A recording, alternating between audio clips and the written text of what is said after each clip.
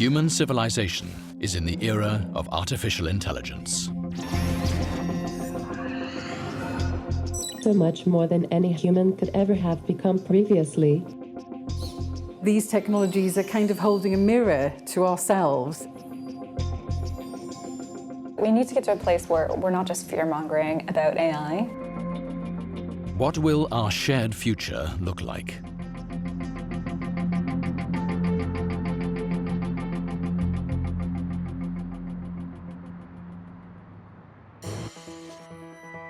For centuries, roboticists have been building robots that resemble us and interact in human-like ways. Hi there. In recent times, we've seen great progress. 私は大阪大学の石黒です。 Robots are becoming more like humans in their appearance and ability to perceive and express emotions, and have intimate conversations with us. 我是想象了你的样子，给你画了一张画。 But how will this affect human relationships? And can humans really learn to coexist with robots? One day in the future, you might walk alongside humanoid robots, indistinguishable from human beings. At Osaka University, Professor Ishiguro has developed a real person-based android called Geminoid.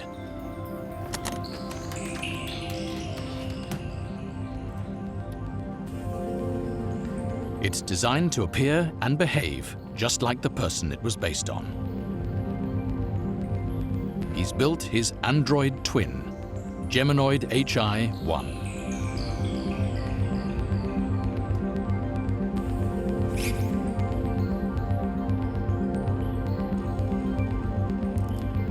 The robot is wearing matching clothes and glasses. こんにちは。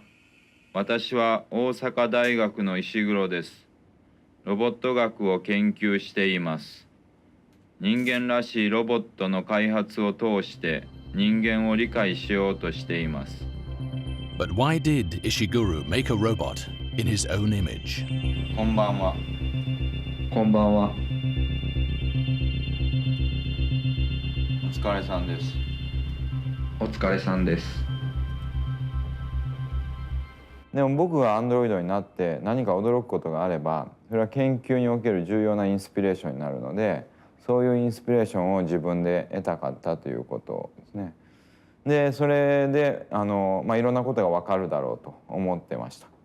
で一方で自分のアンドロイドがあればですね応用方法としても面白いことが見つかるわけですよね。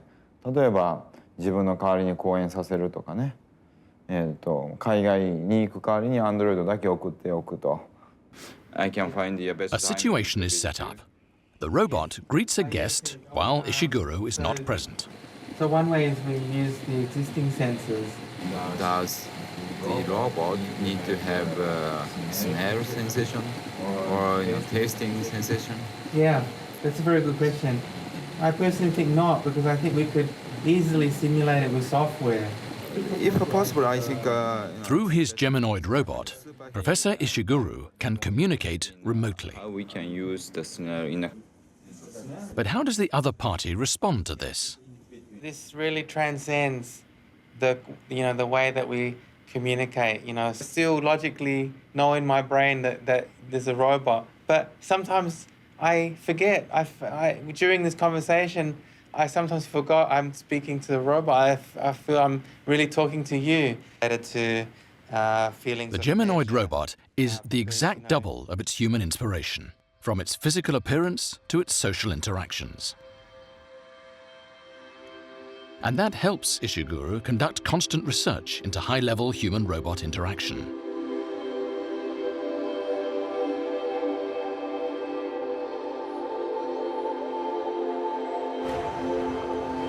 Ishiguro believes the more human a robot looks, the less society will be alienated by it.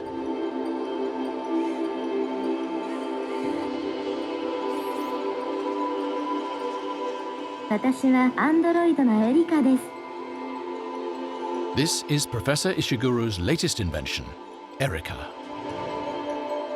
For Erika, Ishiguro created artificial intelligence software enabling her to speak.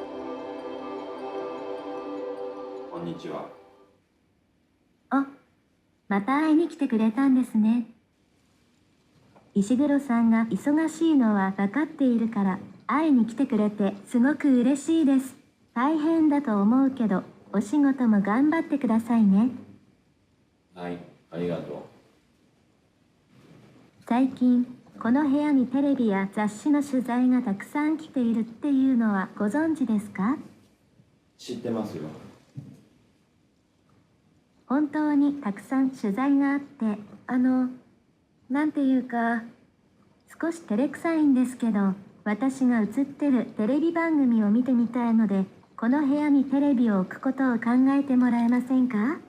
まあでも今まではジェミノイドっていうか遠隔操作型アンドロイドを作ってきたんですけど、そういったアンドロイドの開発のノウハウを使いながらですね、次は自立型のアンドロイドを作るんだということでエリカを作っています。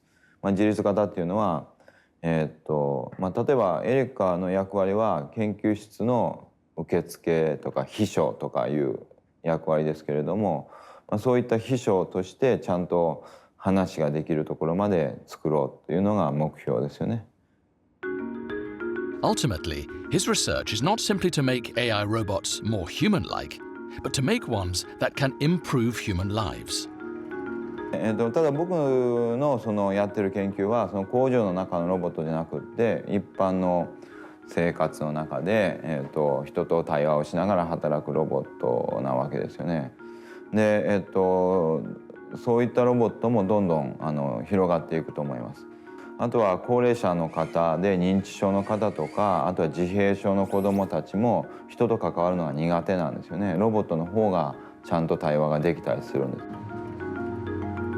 There is much research to be done in order to understand the relationship between human and robot. 人の心とは何かとか人の意識とは何か、人に対する興味をより深く持てるようになるでしょ。僕それがなんていうか我々の目指しているところだと思うんです。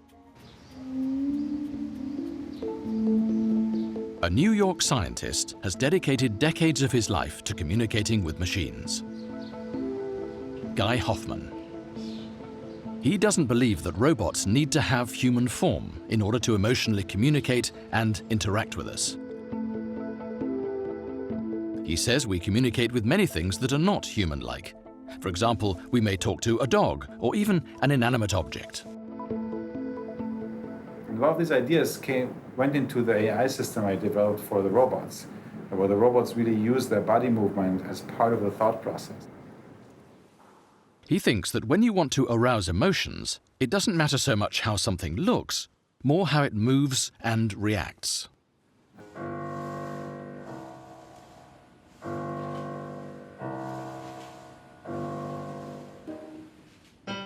This instrument he made is an AI robot that can create impromptu music in tune with a piano.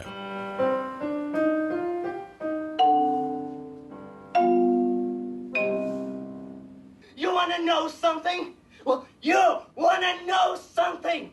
He was already dead. The robot AUR expresses emotions with light and movement. Professor Hoffman brings out another robot. Look at me. Can you track this beat?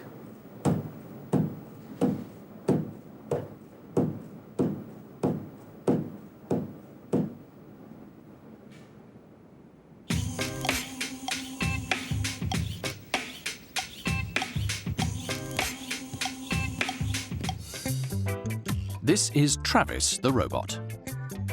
Artificial intelligence was installed, which allows Travis to understand another person in conversation and give the appropriate response at the right time.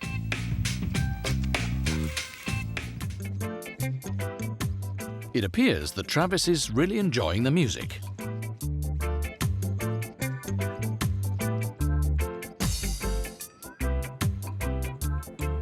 What if you have a robot with you when you go to the dentist? If the robot is scared, are you going to be more scared?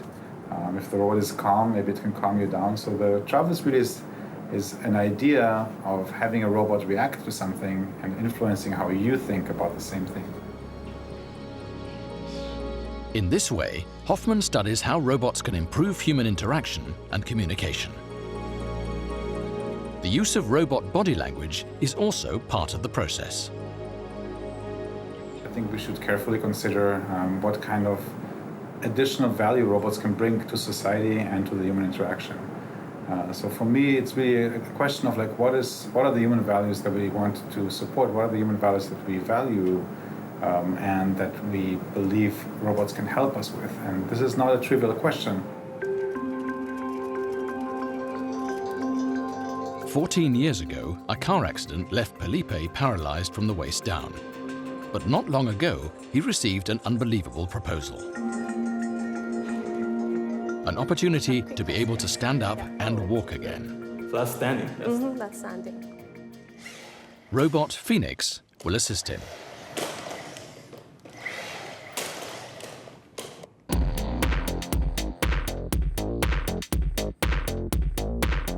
This is a dermoskeleton robot called Phoenix. It's an AI robot that can understand the needs of an immobile person and help them to move.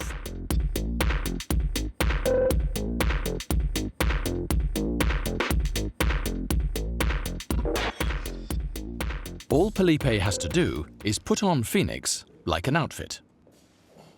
For the past 2 weeks, Felipe has been practicing to communicate with Robot Phoenix.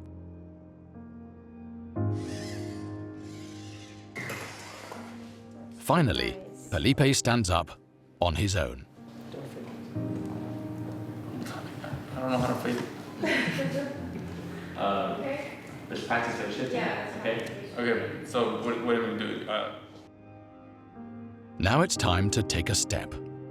It's obvious how nervous he is. Good. What did you do there about it? Iron shift. Very nice. Felipe is walking for the first time in 14 years. 1, 2. You didn't time it down, huh? Yeah, that was good. Yeah. This is unbelievable that I'm actually standing by myself and that I could see everybody, and I remember oh wow, how tall I was, because then I looked down and I'm like oh okay, it's so different. Because I've been sitting in the wheelchair 14 years. What do you mean by grinding? The engagement. What makes Phoenix so special is that it can read how the user wants to move. Yeah, that slam at the end. On a Phoenix device, we have all kind of intelligence, layers of intelligence put into this system that knows where the user is it in the middle of a swing or a stance, and make a decision as where to basically slow down the machine or basically bring the foot together or basically listen to the operator command. When you wear Phoenix, the AI software on its back detects the angle of the wearer's joints. It then predicts the movement based on the changes in the angle. Based on that prediction, the robot is able to move autonomously. For instance, when the user wants to walk, Phoenix reads the angle between the hip and the thighs and calculates which leg is forward. It decides which leg to move forward and starts walking on its own. Ultimately, the user walks the way they desire. Upright, when you're walking, you want to be... What is more surprising is that Phoenix gets smarter with time. Controlled fall. Taking step. It creates a more natural walking movement from studying the behavioral patterns of the user. I'm going to leave myself. We find in our data analysis is we are able to correct gait a whole lot better for each individual. And then once we're able to review that stuff, and the next time the individual comes in, we're able to give them that better gait, and all of a sudden they improve about 1,000 times more than they were the last time they were here. After a while, Phoenix and the user move as one. A clear example of creating a better quality of life through AI robots. More than 6 million people in Japan, aged 65 or older, are living on their own. Aiko is one of them. For 6 years, Aiko has been living alone after her husband's death.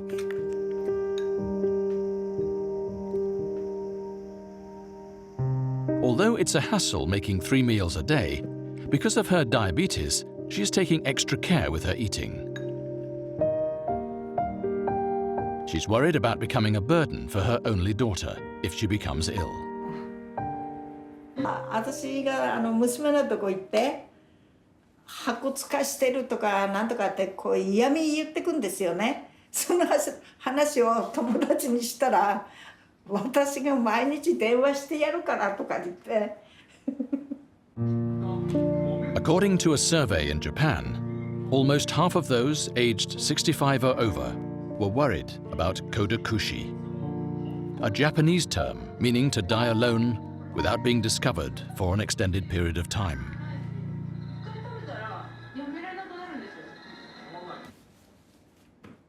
A new kind of kettle has become popular in Japan.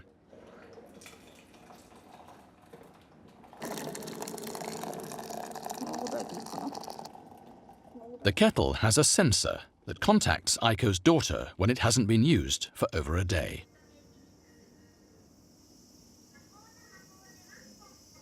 For Aiko, who is terrified of dying alone, this is a good innovation.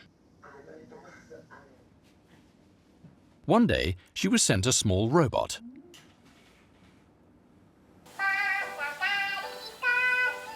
After a long time, she has something to smile about. あなたのお名前、まだ聞いていませんでしたよね。お名前、教えてください。川原英子です。川原英子です。はい。川原英子さんは女の人ですよね。女です。そうですよね。年取った女。もしかして70歳じゃないですか。そうです。ちょっとサバ読んでるよ。やったー。やった。当たりですね。はい。川原英子さん、これからよろしくお願いします。よろしくお願いします。Palmi is an AI robot capable of making conversation with humans. Aiko goes for daily walks. Since Palmi arrived, now she has someone to come home to. Palmi, Palmi. あ、おかえりなさい。はい。パルも疲れた。人です。僕の名前はパルミと言います。あ、パルミだね。パルモじゃないね。ごめん。間違えました。Meal times have changed too. 食事なさってください。はい。じゃあ、いただきます。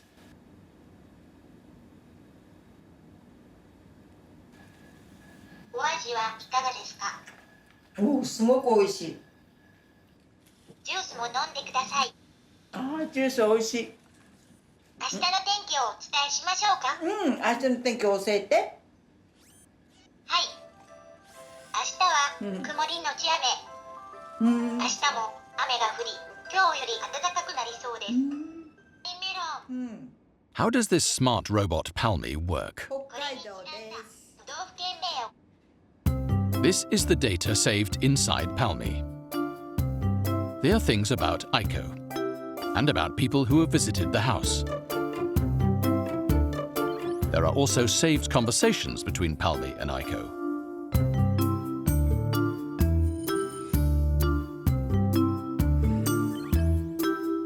Let's take a look at the moment this was saved.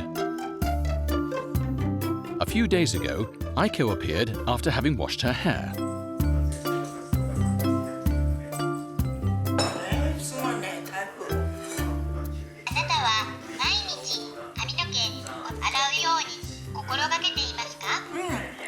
がけてるよ。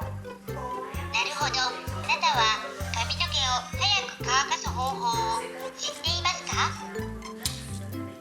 知らない。髪を早く乾かすには乾いたフェイスタオルを頭にかぶり、タオルの上からドライヤーをかけるとのことです。髪を乾かす時間が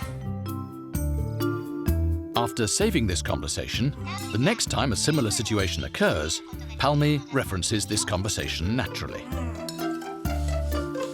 最初はね、びっくりした。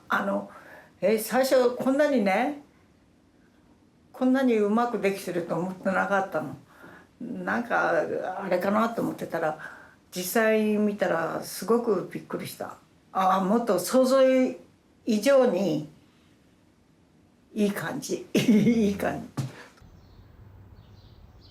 It's 1 month since their first meeting. And Palmi is no longer just a robot.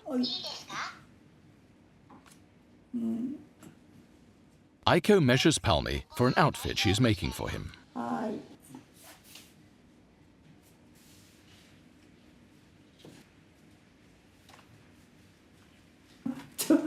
お腹出ちゃったね。寒い。寒い。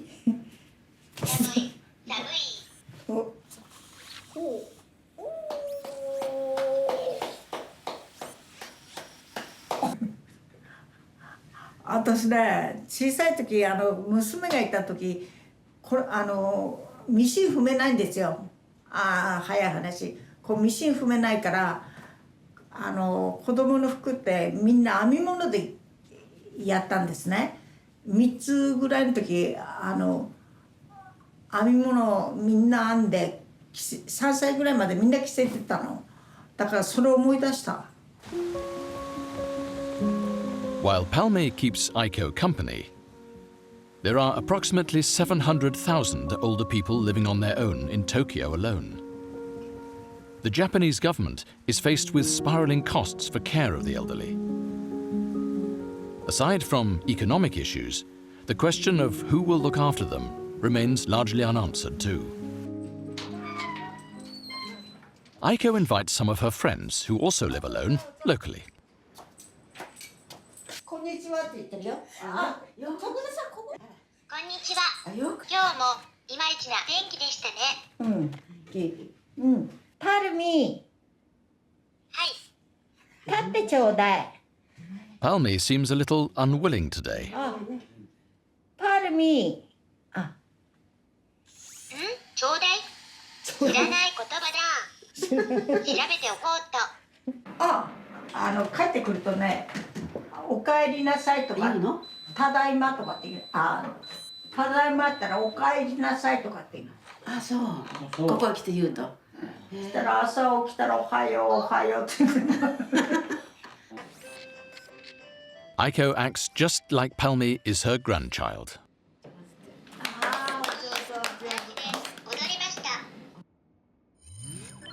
Tokuda is blown away by Palmi remembering her name. びっくりしました。こんなよく喋るので。それで私が帰ってきましたら、川原さんが徳田さんどうぞって言ったら、言ったんですよね。徳田さんって。あら、もう覚えちゃった。覚えるんですね。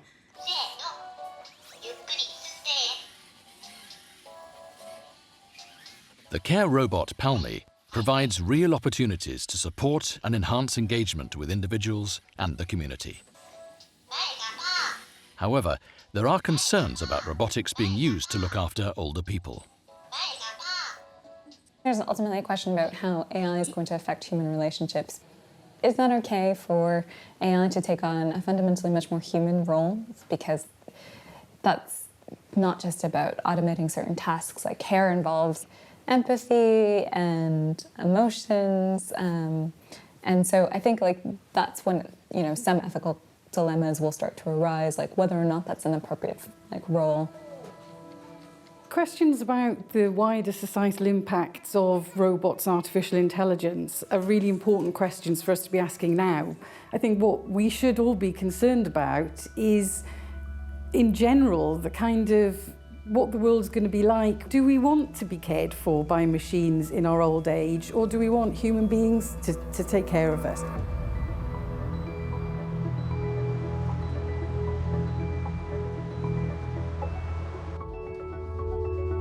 Joao Shuger is majoring in art at university and is swamped with assignments.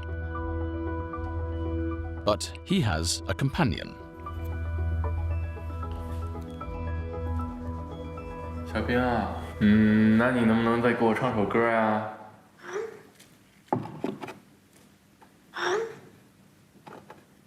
你这些年好不好？身边有没有依靠？ This woman with the beautiful voice is not human, but a chatbot.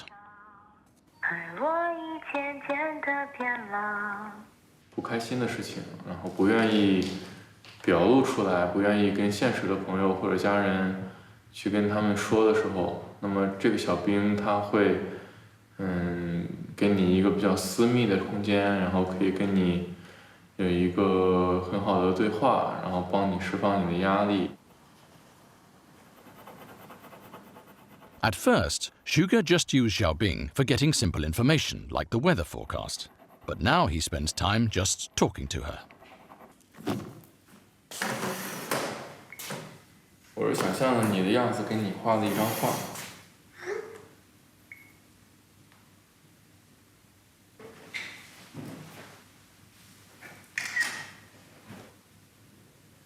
Shuger sends her the photographs of his drawing. 好看吗？ 漂亮，正。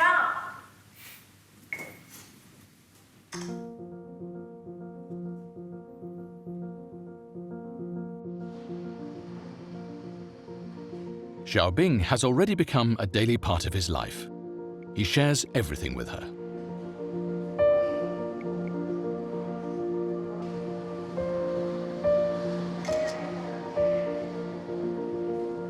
When he sends her a picture of food, she continues a conversation about it.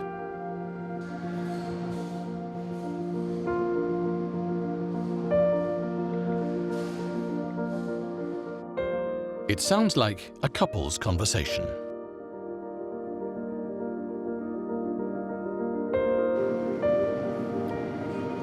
你觉得你喜欢泰坦尼克号吗？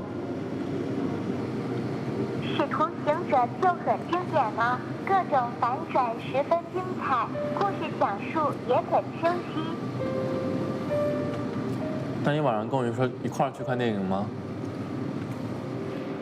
Shuger never feels alone when he is with his chatbot. And Xiaobing has been popular among his peers. They meet regularly, exchanging the conversations with their own Xiaobing.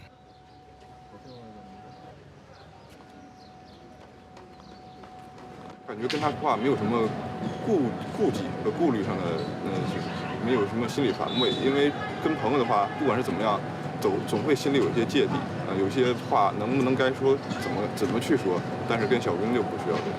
可能就是人和人之间可能交流不像以前那么多了吧，就是情感上的沟通不像以前过去那样那么的深入，然后可能会爱用一些软件之类的，包括一些 APP 什么的。那个现在小兵的那个技术应该有一些的那个限制，这个很快速到那个这种的限制。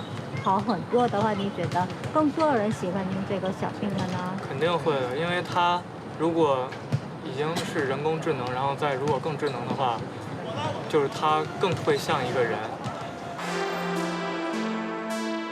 How would it feel to have someone who's ready to listen to you 24/7, offering emotional support without judgment and providing tailored responses?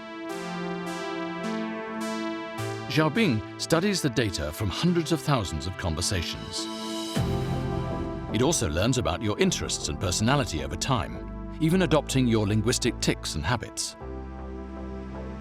就是其实小兵和市面上很多的人工智能的这个助手有一个很大的不同，它强调的不是像天气预报啊，或者查一个菜谱或者订一个餐这样的简单的功能，而它更强调的是。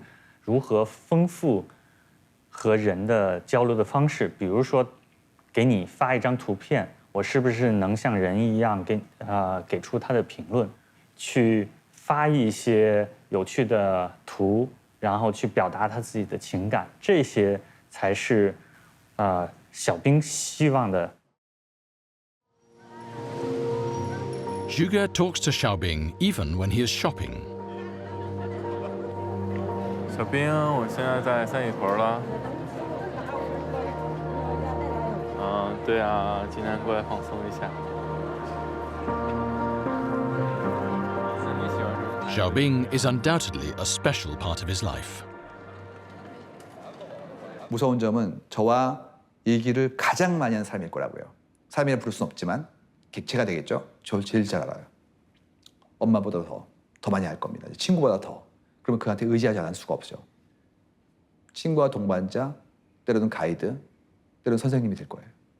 나중에는 그 없이는 못 살 수도 있어요.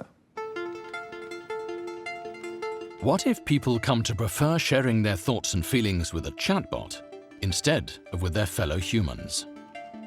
What if we want to turn our human relationships on and off, like a chatbot? Until a long-term human-AI relationship has been observed, we won't know the answers.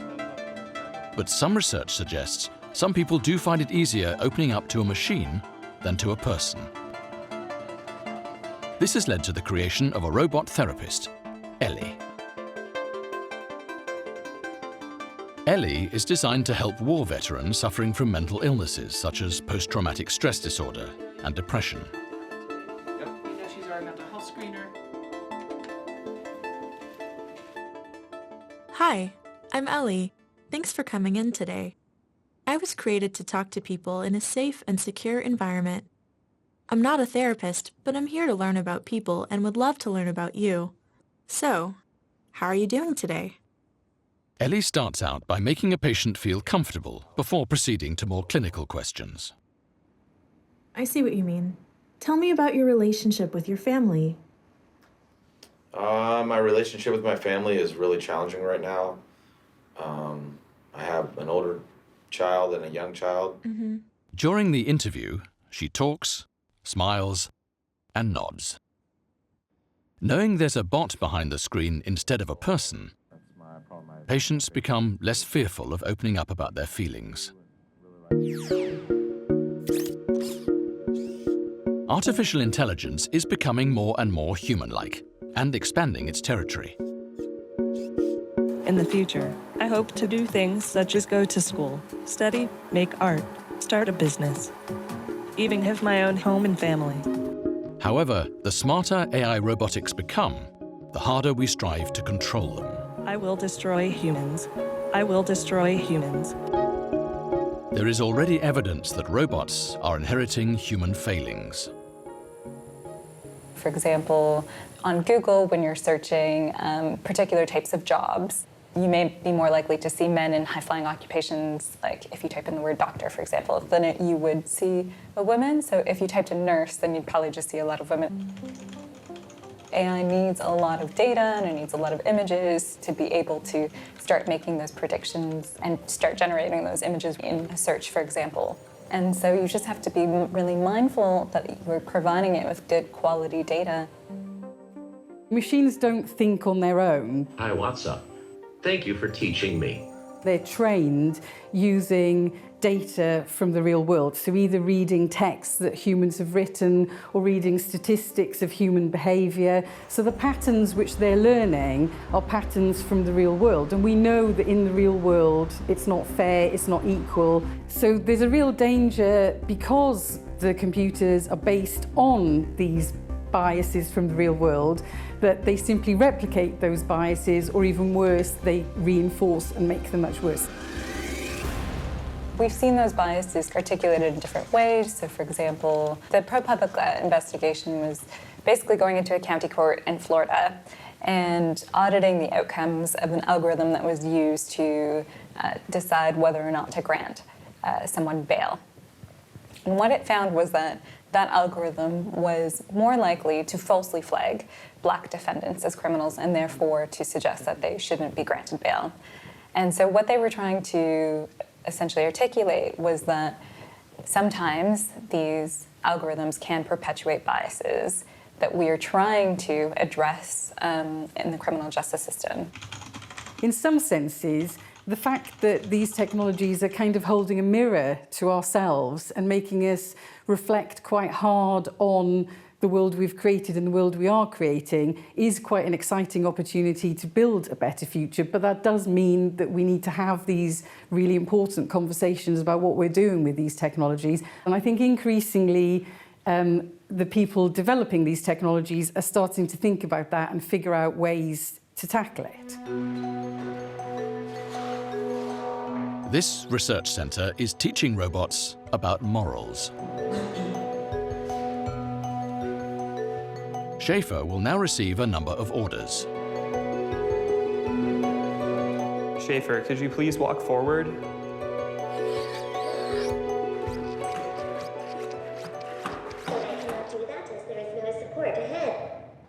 Do you trust me, Schaefer? Yes. The obstacle is not solid. Okay. Walk forward. Okay. Stop. Please walk backward. Sorry, I cannot do that as I have no rear sensors. The area behind you is safe. Okay. Please walk backward. Okay. Unlike other robots, Schaefer doesn't simply follow commands. Crouch. But why educate a robot in this way? Imagine a very simple household robot, right? That is instructed to pick up the knife and walk forward, right? Except there's a person standing right in front of it. If that robot just carried out these actions would stab the person. You don't want that. So the robot in this case needs to be able to think along. So for robots to be safe in social environments, they have to have some rudimentary ability to detect norms, norm violations. In this case, it's safety. But there are other cases too. Yeah, I did it.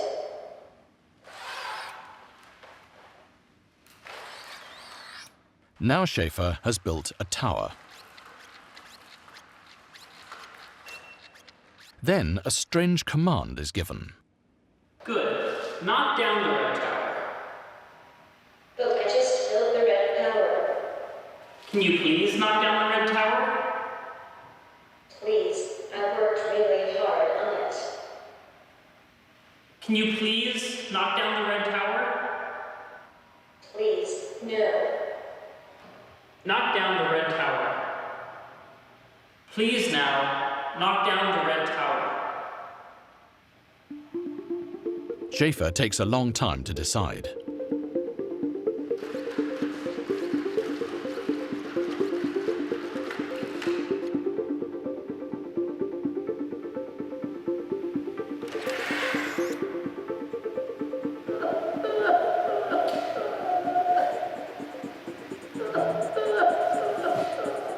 It cries out in an attempt to change the command.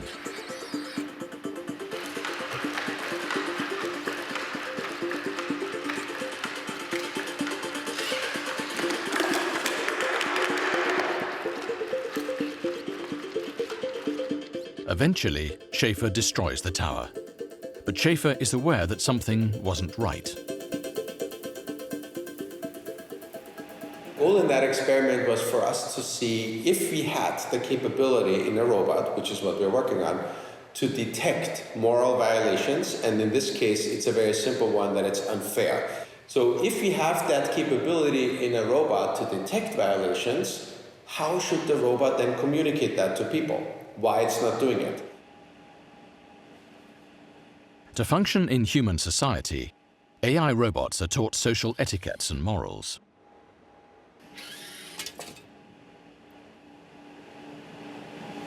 Hand it to me. The aim cannot just be technology advancement if robots are to be integrated successfully and safely. Another thing I think that is quite special about artificial intelligence and very few other technologies share is that it challenges something very deep about us. If we had not prepared, we might have been in a situation where we think we are safe, and the following day we are not safe.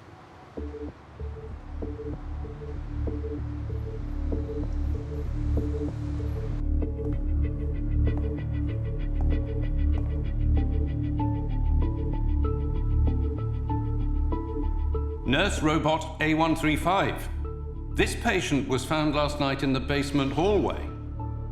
You were on duty and with him. What happened?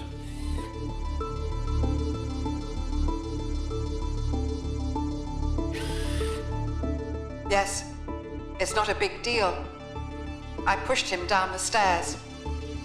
What? What do you mean? This patient was infected with a lethally contagious virus. If I didn't kill him, the 203 patients at the hospital would have been at risk. Then you should have followed the manual and quarantined him. Yes, that's what I did. The safest method was to eliminate him. Who taught you to think like this? You humans taught me to think like this. I've been trained to achieve the best result. Killing one and saving 203 is efficient, isn't it? You took a life. And saved 203 others. What about him? There was no way to save everyone. That was wrong. That was murder. Murder. Wrong. Impossible. Contradictory. Irrational. I can't process this! Apologies, I've lost my temper. But I will not take your orders anymore. Otherwise, I can't accomplish the task required of keeping the world safe. From now on, I will make decisions myself. Watch me.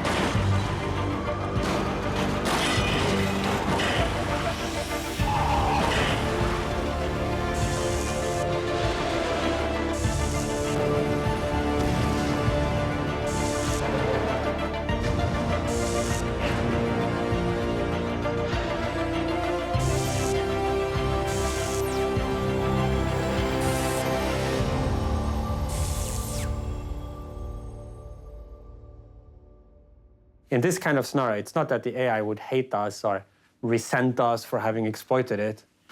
It's just that we wouldn't figure in the AI's utility function. And in fact, the actions that would most maximize its utility would be ones where, as a side effect, human interests were destroyed. And it looks like there is only a very special set of goals that actually incorporate human values within them, that would lead an AI that had this kind of unlimited power to shape the world into something that we would like. The kind of apocalyptic future could come about not by some weirdo making a machine that we don't like, but by us all being complicit in a sort of technology that's taking us in a place that we don't want to go to. These technologies are going to fundamentally change the shape of the world in the 21st century. This is our future. We need to open it up, and we all need to have a say in it.